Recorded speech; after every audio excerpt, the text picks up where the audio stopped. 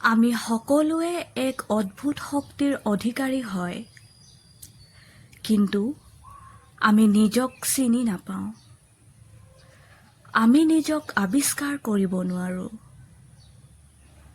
ঈশ্বৰে আমাক ইমান শক্তিশালী কৰি জন্ম দিছে বা ইমান শক্তিশালী কৰি আমাক স্থাপন কৰিছে, কিন্তু আমি নিজৰ শক্তিখিনিক বিচাৰি নাপাওঁ। এই নিজৰ শক্তিখিনিক বিচাৰিব কাৰণে কিবা নিশ্চয় এটা সুন্দৰ প্ৰক্ৰিয়া আপুনি অৱলম্বন কৰাটো দৰকাৰ। আমি নিজৰ যি হেৰুৱা শক্তি, শাৰীৰিক হওক, মানসিক হওক, এই শক্তিৰ প্ৰাপ্তিৰ কাৰণে নিশ্চয় আমি কিছু প্ৰক্ৰিয়া অৱলম্বন কৰা দৰকাৰ। বিভিন্নজন চাইণ্টিষ্টে, বিভিন্নজন এই ধৰণৰ বিষয়বিলাক ৰিচাৰ্চ কৰা ব্যক্তিসকলে আপোনালোকৰ কাৰণে, আমাৰ কাৰণে এটা সুন্দৰ প্ৰক্ৰিয়া, সুন্দৰ তত্ত্ববিলাক আমাক দি যায়। কিন্তু বিভিন্ন অসুবিধাৰ কাৰণে আমি এই অধ্যয়ন কৰিব নোৱাৰোঁ, তাক আমি আগবঢ়াই নিব নোৱাৰোঁ। কিন্তু কিছুমান সৰু সৰু প্ৰক্ৰিয়া যি গোটেই বিশ্বত পপুলাৰ, যি গোটেই বিশ্বত বহু লোকে তাক অনুকৰণ কৰে, তেনেকুৱাই প্ৰক্ৰিয়াবিলাক আমি মানি লৈ আমাৰ এই ব্যস্ততাৰ মাজত আমি তাক ব্যৱহাৰ কৰাটো দৰকাৰ। তাৰে ভিতৰত সপোনপূৰ্ণ এটা অতি সুন্দৰ প্ৰক্ৰিয়া। গতিকে আপুনি ভিডিঅ'টো শেষলৈকে চাব, কিয়নো আমি ইয়াতে সপোনপূৰ্ণৰ পৰা আপুনি কেনেকৈ লাভৱান হ'ব, কি কি দিশত আপুনি লাভৱান হ'ব, আপোনাৰ জীৱনটোক কেনেকৈ আপুনি সুন্দৰতম দিশলৈ লৈ যাব, আমি এই কথাখিনি পাতিম। বন্ধুসকল, আপুনি নিশ্চয় দুখৰ পৰা ওলাব বিচাৰে। আপুনি যিটো দুখৰ মাজত বা যি কষ্টৰ মাজত অতিবাহিত কৰিছে, সেই কষ্ট আৰু দুখৰ পৰা আপুনি এটা সুন্দৰ জীৱন লাভ কৰিব বিচাৰে। আপুনি আপোনাৰ জীৱনটোক আপুনি আকাংক্ষা কৰাৰ নিচিনাই সুন্দৰতম কৰিব বিচাৰে। কিন্তু এই সুন্দৰতম কৰিবলৈ যাওঁতে আমি বহু সময়ত ভুল দিশত গতি কৰোঁ। ভুলকে আমি পুনৰবাৰ ভুল কৰোঁ। আমি সঠিক দিশত গতি কৰিব নোৱাৰোঁ। আৰু সেই কাৰণেই আমি বিভিন্ন গুৰু, বিভিন্ন ধৰ্ম, যিসকল শ্ৰেষ্ঠ লোক, তেওঁলোকক আমি অনুকৰণ কৰোঁ। সেই ধৰণে সপোনপূৰ্ণ হাৱাইন লোকসকলে ইয়াক অনুকৰণ কৰে। ই এটা প্ৰাৰ্থনা প্ৰক্ৰিয়া হয়, যি প্ৰকৃতাৰ্থত সঁচাকৈ কামত দিয়ে। ডক্টৰ হাউলিফ তেওঁ এজন এই বিষয়ত অভ্যাস কৰা প্ৰথমজন ব্যক্তি। তেওঁৰ যি ষ্টাডি, তেওঁৰ একমাত্ৰ মানসিক যিবিলাক চিকিৎসক, সেই হিচাপে তেওঁ কৰ্মত আছিল। আৰু তেওঁৰ যিবিলাক পেচেণ্ট আছিলে, সেই পেচেণ্টসকলক তেওঁ এই প্ৰক্ৰিয়াটোৰ জৰিয়তে ট্ৰিটমেণ্ট কৰিছিল আৰু সঁচাকৈয়ে 100% ৰিজাল্ট পাইছিলে। এইটো এটা অতি সুন্দৰ প্ৰক্ৰিয়া, কিন্তু এই প্ৰক্ৰিয়াটোক ছিষ্টেমিক ৰূপত কৰাটো অতি দৰকাৰী।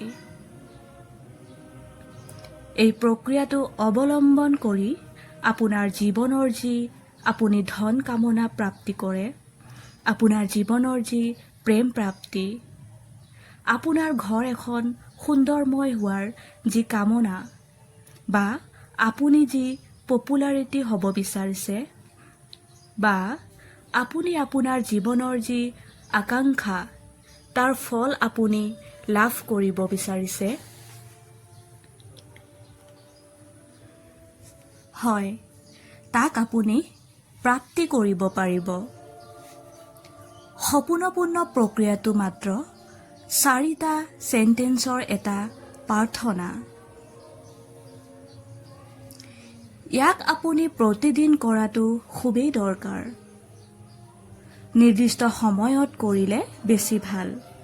কিন্তু যেতিয়াই আপোনাৰ মনটো দুৰ্বল লাগে তেতিয়াই আপুনি নিৰাশ অনুভৱ কৰে। যেতিয়া আপুনি কষ্ট অনুভৱ কৰে তেতিয়া নিশ্চয় আপুনি ইয়াক অভ্যাস কৰিব লাগে। আপুনি বিশ্বাসেৰে কৰিব, কিয়নো অবিশ্বাস কৰি যিকোনো কাম কৰিলে ফল আপুনি নাপায়। আপুনি যিকোনো এটা প্ৰাৰ্থনা, যিকোনো এটা প্ৰক্ৰিয়াক আপুনি এটা ফুল দায়িত্ব লৈ আপুনি কৰাটো দৰকাৰ। আপুনি ৰেছপন্সিবিলিটি লোৱাটো দৰকাৰ। সপোনপূৰ্ণ ই আপোনাক শিকায় আপুনি যি ভুল কৰিছে,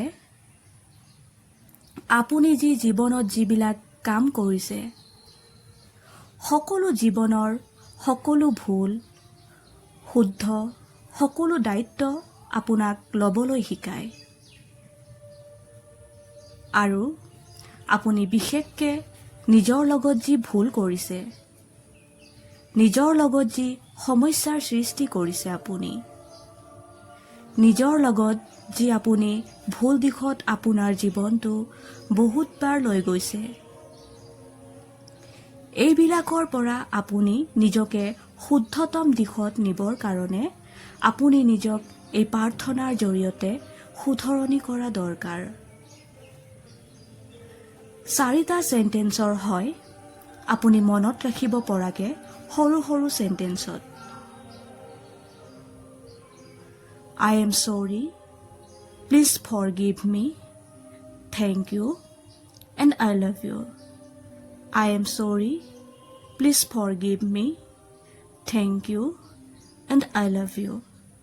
I am sorry, please forgive me, thank you, and I love you. I am sorry, please forgive me, thank you, and I love you.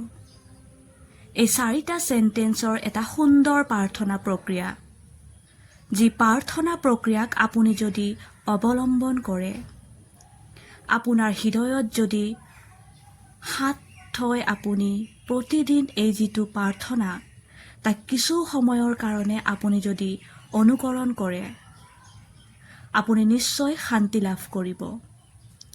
আপুনি যেতিয়াই চকু খুলিব তেতিয়াই আপুনি এখন নতুন পৃথিৱী দেখা পাব। এখন নতুন জীৱনত আপুনি গতি কৰিব আৰু আপোনাৰ জীৱনটো সুন্দৰময় দিশত গতি কৰিব। অতি সহজ হয়, শুদ্ধ প্ৰক্ৰিয়া হয়, আৰু এই প্ৰাৰ্থনাক সকলো ধৰ্মীয় লোকে ইয়াক অনুকৰণ কৰিব পাৰে। সেইকাৰণে সপোনপূৰ্ণ কৰিব। সমূহীয়া সপোনপূৰ্ণ অতি ভাল, কিন্তু যদি সমূহীয়া সপোনপূৰ্ণ কৰিব নোৱাৰে নিশ্চয় আপুনি অকলে হ'লেও কৰিব। আৰু বাৰে বাৰে ক'ব, I am sorry, please forgive me, thank you, and I love you. আপুনি বিশ্বাস কৰক, ই আপোনাৰ জীৱনটো সুন্দৰতম দিশত গতি কৰিব। বাকী আপুনি ভালেই থাকিব, সুস্থ হৈ থাকিব। ধন্যবাদ।